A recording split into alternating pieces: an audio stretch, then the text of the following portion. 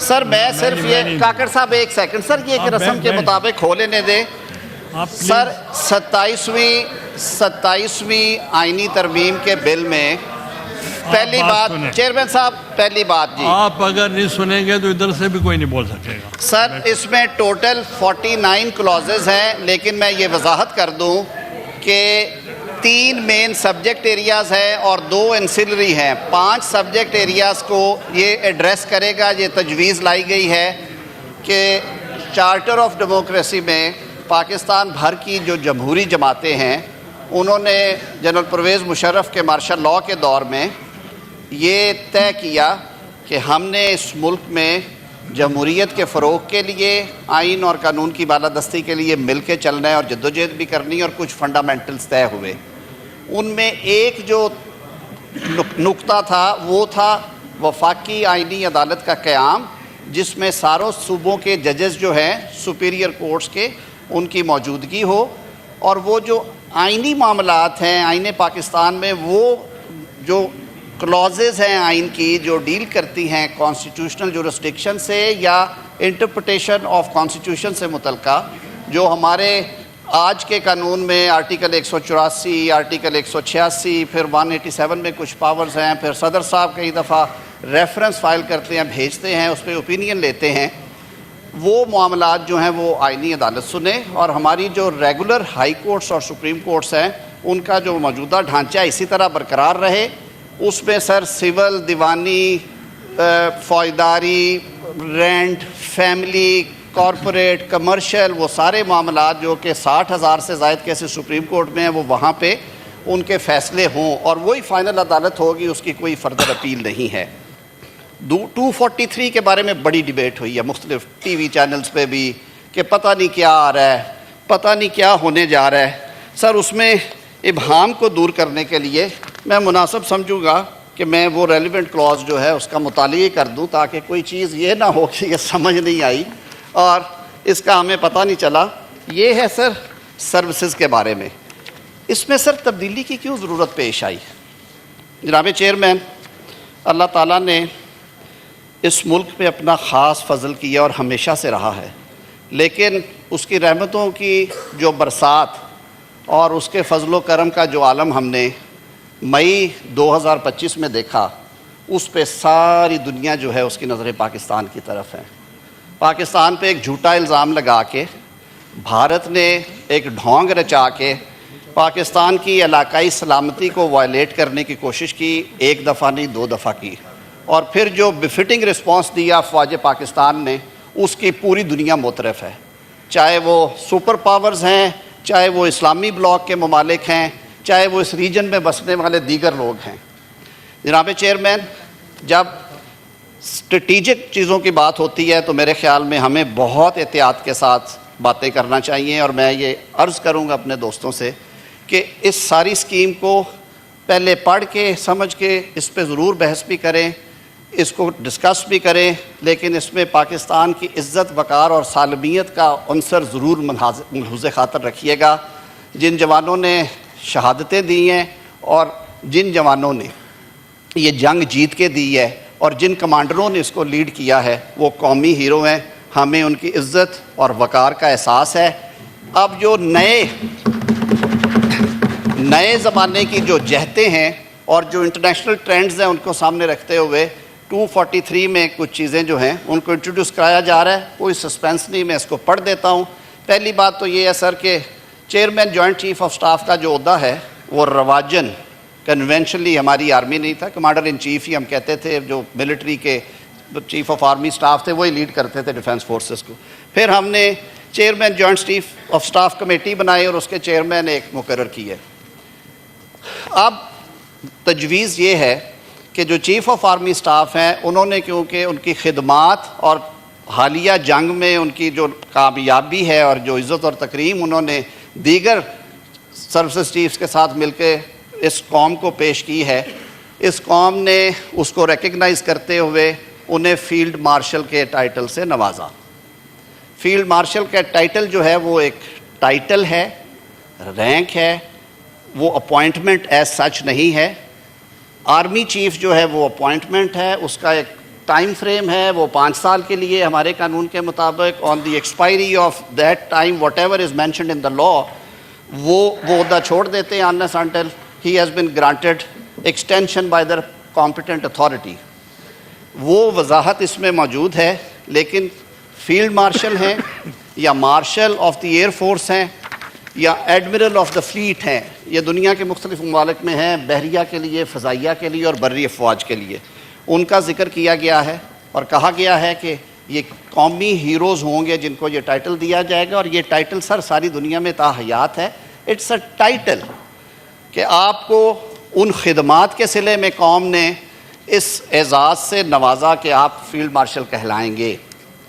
اس کی بابت یہ وضاحت کر دی گئی ہے اور ساتھ میں کہہ دیا گیا ہے کہ اس ٹائٹل کو بھی آپ نے کیونکہ پروٹیکشن دینی ہے آئینی, تو اس کے بابت یہاں پہ لکھ دیا گیا ہے کہ اس کی امپیچمنٹ یا ریورسل جو ہے وہ وزیر اعظم کا اختیار نہیں ہوگا, وہ پارلیمان کا اختیار ہوگا, کیونکہ وہ ساری قوم کا ہیرو ہے, کسی ایک وزیر اعظم کا یا ایگزیکٹو کا ہیرو نہیں ہے. میں پڑھ دیتا ہوں تاکہ یہ ڈیبیٹ جو ہے اس حوالے سے جنریٹ ہو اور اس پہ جو چیمیں گوئیاں ہو رہی ہیں وہ بھی ختم ہو جائیں. سر دس از امینڈمنٹ آف آرٹیکل 243. میں ترجمہ بھی کروں گا اپنے بھائیوں کے لیے. جو میرے دوست ہمیشہ کہتے ہیں کہ آپ ٹرانسلیٹڈ ویسے آ گیا ہوگا. In the constitution in article 243 for clause 4 following shall be substituted, namely the president shall on the advice of prime minister appoint the chief of army staff concurrently the chief of defense forces. جو میں نے کہا جو original scheme ہے اور یہ دنیا کے بے تحاشا ممالک میں رائج ہے وہ آ جائیں گے. آرمی چیف جو ہیں وہ چیف آف ڈیفنس فورسز ہوں گے. دا چیف آف نیول اسٹاف اور چیف آف ایئر اسٹاف کی اپوائنٹمنٹ بھی اسی طرح وزیر اعظم کی ایڈوائس پہ ہوا کرے گی. اس کے ساتھ سر یہ کہہ دیا گیا کہ ان کے سیلریز الاؤنسز کی ڈٹرمنیشن وہیں سے ہوگی, وہ پہلے بھی وہی ہے. اب جو نئی کلازز ڈالی گئی ہیں وہ 5, 6, 7, 8, 9, 10, 11 ہیں جی. 5 کہتی ہے notwithstanding anything contained in clause 4 the office of chairman joint chief of staff committee shall stand abolished with effect from 27th day of November 2025. جو موجودہ chairman joint chief of staff committee ہیں sir وہ بھی ہمارے قومی hero ہیں. ان کے مدت ملازمت جب انہوں نے وہ اپوائنٹمنٹ ان کی ختم ہوگی اس کے بعد سر یہ عہدہ ابالش ہوگا. ان کے کرنسی آف پیریڈ میں سر پارلیمان یہ سوچ بھی نہیں سکتی کہ انہیں اس عہدے سے ہم محروم کریں. لیکن اس کے بعد نئی تقرری نہیں ہوگی کیونکہ ہم نے چیف آف آرمی سٹاف جو ہیں انہی کو چیف آف ڈیفنس فورسز کی ذمہ داری سونپنی ہے. یہ تجویز ہے.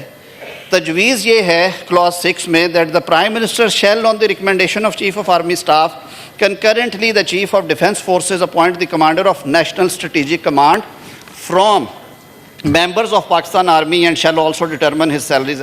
یہ chairman joint chief of staff committee کے فنکشنز میں سے ایک یہ بھی فنکشن ہے.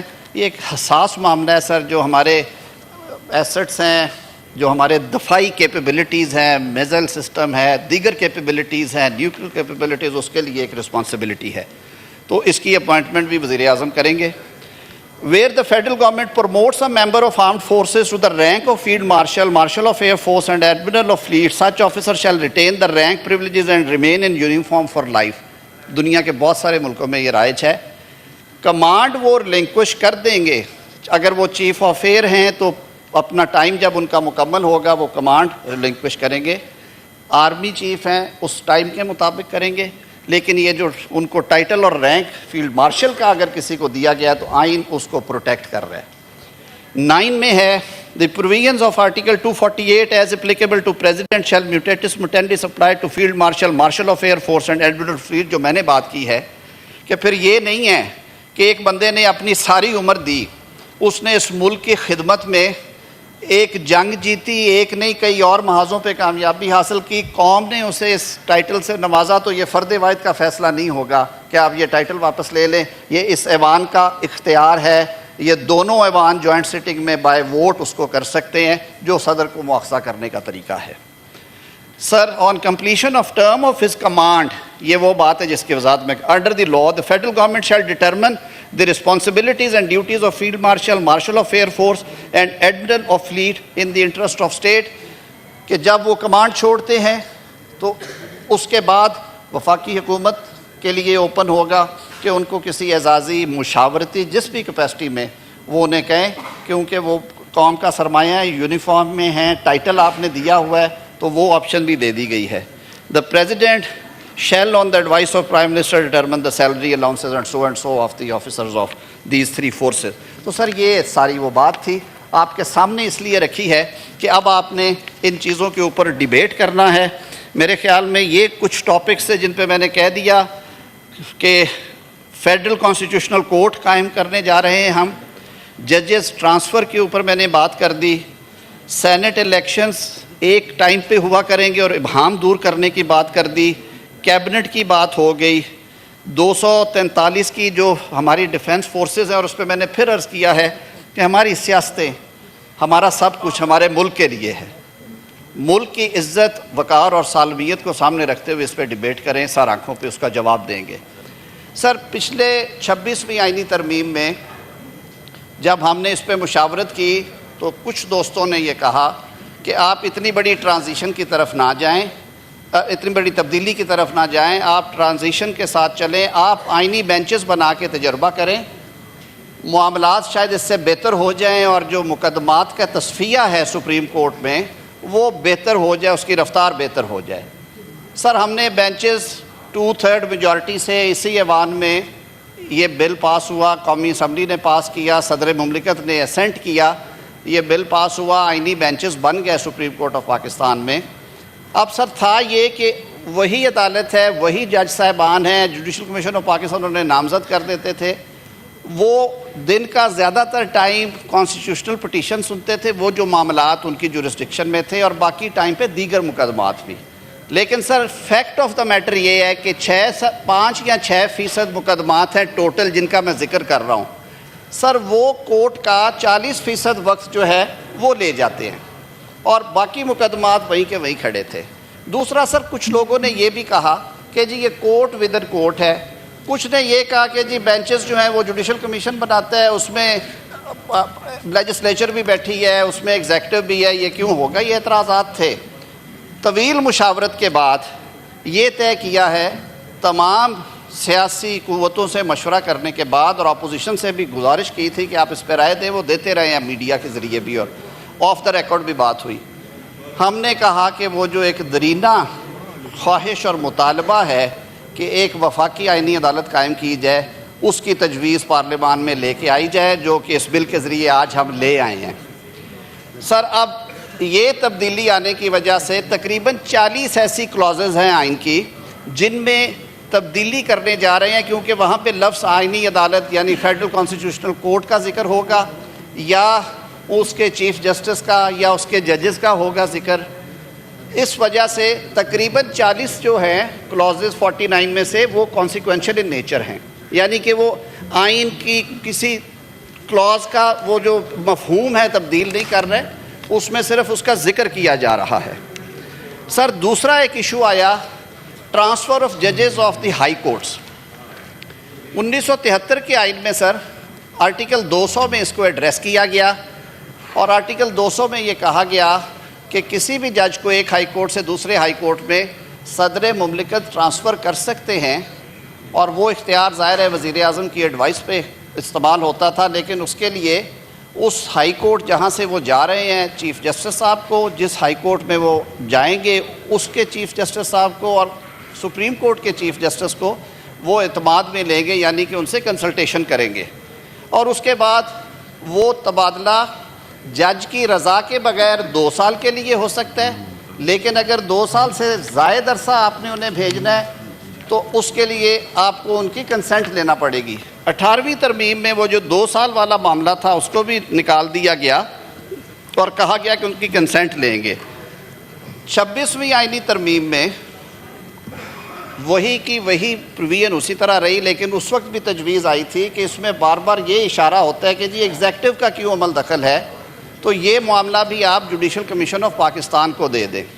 تو تجویز یہ دی جا رہی ہے کہ اگر ایک ہائی کورٹ سے دوسرے ہائی کورٹ میں کسی جج کو بھیجنا ہے، میں اس کی ایک مثال دیتا ہوں کہ بلوچستان ایک چھوٹا ہائی کورٹ ہے، لیکن اللہ تعالیٰ نے بلوچستان کو وسائل سے مالا مال کیا ہوا ہے. اب وہاں پہ آپ ریکوڈے کے ایک پروجیکٹ ہے، سیندک ہے، منرلز کے کام بڑھ رہے ہیں، ملٹی نیشنل کمپنیز آ رہی ہیں، وہاں پہ اگر بلوچستان کے چیف جسٹس صاحب یا وہاں کی بار یا ججز مطالبہ کرتے ہیں کہ ہمیں سال 2 سال کے لیے کمپنی کارپوریٹ میں جو جج تجربہ زیادہ رکھتے ہیں انہیں مہمان کے طور پہ بھیجیں، وہ وہاں پہ سرو کریں، واپس چلے جائیں. وائس ورثہ اسلام آباد لاہور میں یہ ہو سکتا ہے، پشاور اور کراچی میں ہو سکتا ہے. کئی دفعہ جج صاحبان خود خواہش کر دیتے ہیں کہ میرے کو فیملی ایشوز ہے، بچے پریکٹس کر رہے ہیں میرے اسی ہائی کورٹ میں اور میں انہیں ڈسلوج نہیں کرنا چاہتا، میں کسی دوسرے ہائی کورٹ میں جا کے کام کرنا چاہتا ہوں تاکہ لوگ انگلیاں نہ اٹھائیں کہ ان کے بیٹے یا بیٹیاں یہاں پہ وکالت کرتی ہیں. یہ ہمارے ہمسایہ ملک میں رائج ہے. ہم نے کہا اس سے آپ یہ جو رول ہے وزیر اعظم کا ایگزیکٹو کا ایڈوائس پہ وہ نکال دیں. یہ معاملہ بھی جو کمیشن ہے ججز اپوائنٹمنٹ کا، J C P judicial commission of Pakistan under article 175، اس کے سپرد کر دیا جائے، جس میں چیف جسٹس ہوں گے، جس میں 4 اور ججز ہوں گے، جس میں بار کا نمائندہ ہے، جہاں پہ 2 اپوزیشن کے 2 ٹریری بینچز کے ممبران ہیں، جس میں اٹارنی جنرل بھی بیٹھتا ہے. وہ آل انکلوسیو ہے جو کہ 18ویں ترمیم کی عین روح کے مطابق بنایا گیا. اور ساتھ میں جو 2 ہائی کورٹس انوالو ہوں گے ان کے چیف ججز کو بھی بنایا جائے. اس میں سیف گارڈز بھی دیے گئے ہیں. سیف گارڈز یہ ہیں کہ چیف جسٹس جس صوبے میں بیٹھے ہوئے کوئی بھی چیف جسٹس، ان سے سینئر جج کو نہیں بھیجا جائے گا تاکہ چیف جسٹس کا عہدہ جو ہے اس کے حوالے سے کسی قسم کا کوئی تنازع پیدا نہ ہو. اس میں جوڈیشل کمیشن پہ چھوڑ دیا گیا کہ وہ جج صاحب کو بلا کے اس کی کنسنٹ کی بات کرنا چاہیں، کنسنٹ کے علاوہ کرنا چاہیں، کن ٹرمز پہ بھیجنا چاہتے ہیں، کتنے عرصے کے لیے بھیجنا چاہتے ہیں، وہ کلیئر کر دیا گیا ہے. پیچھے ٹرانسفرز ہوئی اسلام آباد ہائی کورٹ میں، کیونکہ یہ ایک فیڈریشن کا ہائی کورٹ ہے. کہا گیا کہ ایسے علاقے جن کی نمائندگی نہیں ہے، سندھ انٹیریئر سے، بلوچستان سے، پنجاب کے ساؤتھ آف پنجاب سے، وہاں سے ججز کو ٹرانسفر کیا گیا تو ان کی سینیورٹی کا مسئلہ پیدا ہوا. معاملہ آئینی بینچ کے سامنے گیا. انہوں نے معاملہ پھر صدر مملکت کو ریفر کیا اور یہ بات وہ مانے کہ جو سینیورٹی ہے وہ شروع ہوگی from the date he takes first oath as a جج آف ہائی کورٹ. یہ تو بڑی غیر مناسب بات ہے کہ ایک جج نے 2016 میں اوتھ لیا اور انہوں نے 8 سال کام کیا کراچی میں، اور اس کے بعد انہیں آپ نے بھجوا دیا لاہور میں، اور لاہور میں جا کے وہ جو 2020-21 میں اپوائنٹ ہوئے ججز ان کے نیچے جا کے بیٹھے روسٹر میں. تو یہ غیر مناسب بات تھی. وہ معاملہ حل کر دیا ہے کہ وہ جج صاحبان اپنی سینیورٹی جو ہیں اوریجنل سینیورٹی کیری کریں گے. وہ عارضی ہوگا یا مستقل ہوگا، اس میں ان کی 2 سارے کنٹورز دے دیے گئے ہیں. اس سے آگے چلتے ہیں سر. سینٹ کے الیکشنز ہوئے، سارے ملک میں ہو گئے، لیکن کچھ سیاسی کشمکش بھی تھی، کچھ عدالتی فیصلے تھے. دونوں فریقین اپنے موقف پہ قائم تھے، معاملہ عدالتوں میں رہا.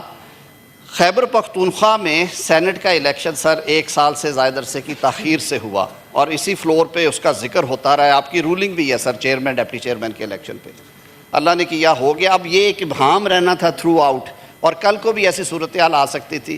ان کے ٹینیور کی پروٹیکشن اور جو سینٹ کی ہارمنی ہے، یعنی کہ سینٹ کبھی تحلیل نہیں ہوتی اور ہر 3 سال کے بعد سینٹ کے الیکشنز کے بعد اوتھ ہوتے ہیں اور پہلا کام چیئرمین اور ڈپٹی چیئرمین کا الیکشن ہوتا ہے. اس کو کسی ابہام اور تنازع سے بچانے کے لیے سر اس کو سیونگ کلاز دی گئی ہے، اس کو ایکسپلین کر دیا گیا یہ کس طرح ہوگا. چھوٹے صوبوں نے سر یہ مطالبہ کیا کہ جو 11% ہے کیبنٹ کا آپ نے رکھا ہے کہ ٹوٹل سٹرینتھ کا 11% سے زیادہ نہیں ہوگا. پنجاب جیسے بڑے صوبے میں جہاں پہ اسمبلی جو ہے وہ 350 سے زائد پہ ہے، وہاں یہ مسئلہ نہیں آتا، کیونکہ 34 یا 40 اگر محکمے ہیں تو ان کا 11% 45-46 لوگوں پہ بنے گا. سر بلوچستان میں سب سے زیادہ مسئلہ تھا. کہہ دیا گیا جی 15 یا 11% میں سے جو ہائر سائڈ پہ وہ کر لیں، لیکن اس کے باوجود وہ 15 سے آگے نہیں سے جا سکتے. اب سر پاکستان کی جغرافیے میں کوئی آدھا پاکستان جو ہے وہ بلوچستان کے حصے میں ہے. ایڈمنسٹریٹو مسئلے ہیں، ان کے دیگر مسائل ہیں. وہ بار بار کہتے تھے جی ہمیں کیبنٹ سائز تھوڑا سا بہتر کر دیں کیونکہ اس سے ہمارا کام نہیں چلتا، محکمے بہت زیادہ ہیں اور کوالٹی کی گورننس نہیں ہوتی. سندھ نے بھی سر یہ شکایت کی کہ ان کا بھی number of MPs کے حساب سے محکمے زیادہ ہیں، وزارتیں کم ہیں، اس لیے دیکھیں خیبر پختونخوا کا بھی ایشو ہوگا. ماسوائے پنجاب کے یہ تھا سر، اس 11 کو بہت سوچ سمجھ کے تجویز لے کے آئے ہیں. یہ سب تجاویز ہیں سر، یہ بل کی شکل میں آئی ہیں. پاس کرنے کا ریجیکٹ کرنے کا اختیار اس موقر ایوان کا ہے، آپ 2/3 سے پاس کریں گے یہ آئین کا حصہ بنے گا, آپ نہیں کریں گے یہ بل کی صورت میں ویسے ہی واپس ہو جائے گا. سر وہ 13% کیا ہے. ایڈوائزرز پہلے 5 کی اجازت تھی. سر نئی جہتے ہیں, بہت ٹیکنیکل ایریاز ہے, اے آئی آ گئی ہے, ڈیجیٹل ریفارمیشن ہو گئی ہے, اکانومی کے کئی کنٹورز بدلے ہیں. حکومتوں کے پاس یہ اختیار ہونا چاہیے کہ وہ تھوڑا اس کو سٹریچ کریں. اس میں ہمارے دوستوں نے, پاکستان پیپلز پارٹی نے کہا کہ اس کو بہت تھوڑا آپ کریں. باقی دیگر دوستوں سے بھی مشاورت کی, سب کا خیال تھا کہ بہت زیادہ 5 سے 7 پہ لے کے گئے ہیں. And that's all. یہ بھی تجویز ہے. سر 2 چیزیں چھوٹی چھوٹی اور ہیں جی, 2 چیزیں اور ہیں. ایک پریزیڈینشل امیونٹی کے اوپر ڈیبیٹ چلی ہوئی تھی, وہ کمیٹی میں معاملہ ڈیبیٹ ہوگا. دوسرا ہمارے حلیف جماعت متحدہ قومی موومنٹ اور ہماری حلیف جماعت بلوچستان عوامی پارٹی نے 2 بل آلریڈی انٹروڈیوس کروائے ہوئے ہیں کانسٹیٹیوشنل امینڈمنٹس کے, جو کہ آلریڈی اسٹینڈنگ کمیٹی میں ہیں. وزیر اعظم صاحب سے جب ان دوستوں کی ملاقات ہوئی اور عوامی نیشنل پارٹی کی بھی ایک تجویز جو ہے وہ بھی ٹیبل پہ آئی, وہاں پہ انہوں نے کہا کہ جب صوبہ خیبر پختونخوا کا نام NWFP سے بدلا جا رہا تھا تو ان کا یہ تقاضا تھا کہ اسے پختونخوا کے نام سے یاد کیا جائے. باہر کیف اس وقت 18ویں ترمیم میں اسے خیبر پختونخوا رکھا گیا.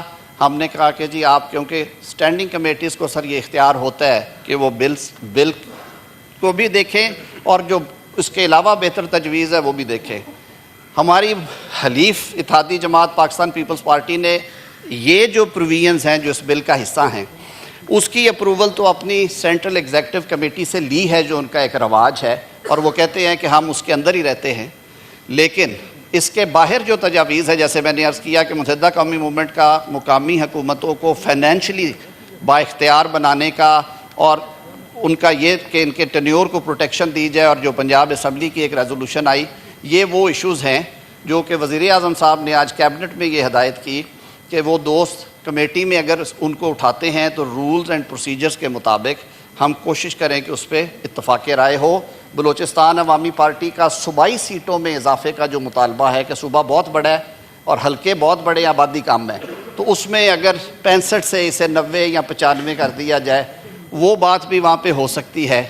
ایمل ولی خان صاحب کی جو تجویز ہے کہ اس کو بھی آپ کنسیڈر کریں کہ جہاں پہ پختون بستے ہیں اس صوبے کا نام, جیسے بلوچوں کے صوبے کے لیے ہم بلوچستان, اور سندھی بھائیوں کا سندھ اور پنجابیوں کا پنجاب ہے, تو یہ بھی آپ ڈیبیٹ کر لیں وہاں پہ.